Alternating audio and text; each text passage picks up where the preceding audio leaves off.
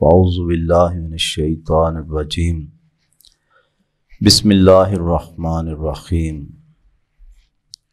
عن أبي هريرة رضي الله عنه أن رسول الله صلى الله عليه وسلم سیدنا ابو ہریرہ رضی اللہ تعالیٰ عنہ نام ان کا عبد الرحمن تھا، کنیت ابو ہریرہ، فرماتے ہیں کہ رسول اللہ صلی اللہ علیہ وسلم نے فرمایا اتدرون من المفلس، صحابہ کو فرمایا کیا تم جانتے ہو مفلس غریب کون ہے؟ قالو، فرمایا المفلس فینا، مفلس ہم میں وہ ہے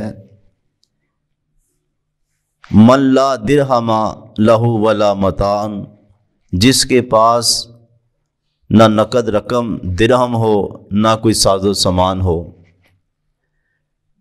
آپ نے فرمایا ان المفلس من امتی، میری امت میں جو مفلس ہے وہ ہے من یاتی یوم القیامت بصلاۃ و صیام و زکوٰۃ، جو قیامت کے دن آئے گا اس کے پاس نمازیں بھی ہوں گی، روزے بھی ہوں گے، زکوٰۃ بھی اس نے دی ہوگی، ویاتی، لیکن ساتھ یہ چیزیں بھی ہوں گی قد شتما، اس نے کسی کو گالی دی ہوگی، وقذف ھذا، کسی پہ بہتان الزام لگایا ہوگا، واکل مال ھذا، کسی کا مال ہڑپ کیا ہوگا، وسفک دم ھذا، اور کسی کا اس نے خون بہایا ہوگا، وضرب ھذا، اور کسی کو اس نے پیٹا ہوگا، مارا ہوگا، فیوتا ھذا من حسناتہ وَهَذَا مِنْ حَسَنَاتِهِ،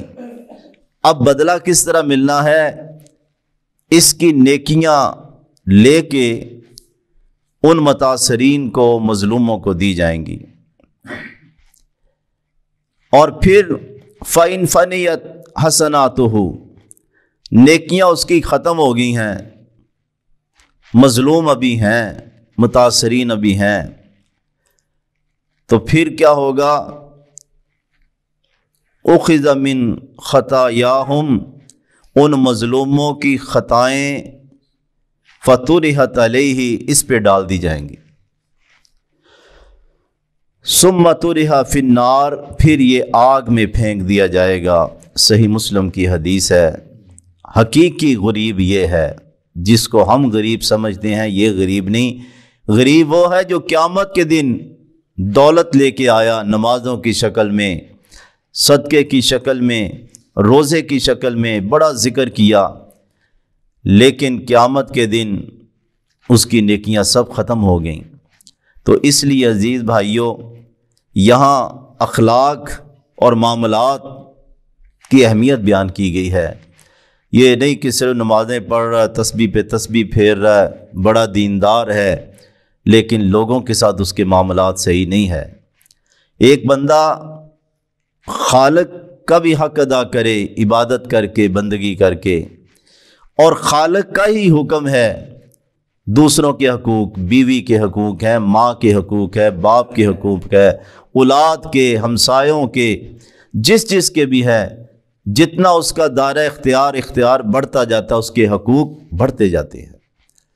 کل بڑی اچھی پوسٹ تھی کہ جو رولر طبقہ ہے، حکمران طبقہ، یہ نہ دیکھا کرو کہ اس نے حج کتنے کیے ہیں، اس نے عمرے کتنے کیے ہیں، اور اسی طرح یہ نمازیں پڑھتا ہے اور یہ قرآن کا حافظ ہے۔ اصل دیکھنا چاہیے کہ بھئی جب یہ آیا تھا اس وقت اس کا بینک بیلنس کیا تھا، جب یہ جا رہا ہے تو پھر کیا ہے۔ عمر رضی اللہ تعالیٰ عنہ حکم دیا تھا گورنر جب کوئی واپس آئے تو دن کی روشنی میں آئے۔ اس وقت تو کوئی بینک نہیں تھے نا دوسرے ملکوں میں کہ جس طرح بندہ ادھر رکھا دیتا ہے، دن کی روشنی میں آؤ کہ جو سامان لے کے گئے تھے اتنا ہی ہے۔ اللہ اکبر۔ تو اللہ تعالی ہمیں یہ حقوق اللہ بھی بات کرنے کی، یعنی کہ اس کو اطاعت کرنے کی توفیق عطا فرمائے۔ اکثر لوگ کہہ دیتے جی اللہ نے حقوق العباد نہیں معاف کرنے، حقوق اللہ وہ نمازیں بھی نہیں پڑھتے، یہ بھی چیز ٹھیک نہیں۔ اصل میں سارے حقوق اللہ کے ہی ہیں.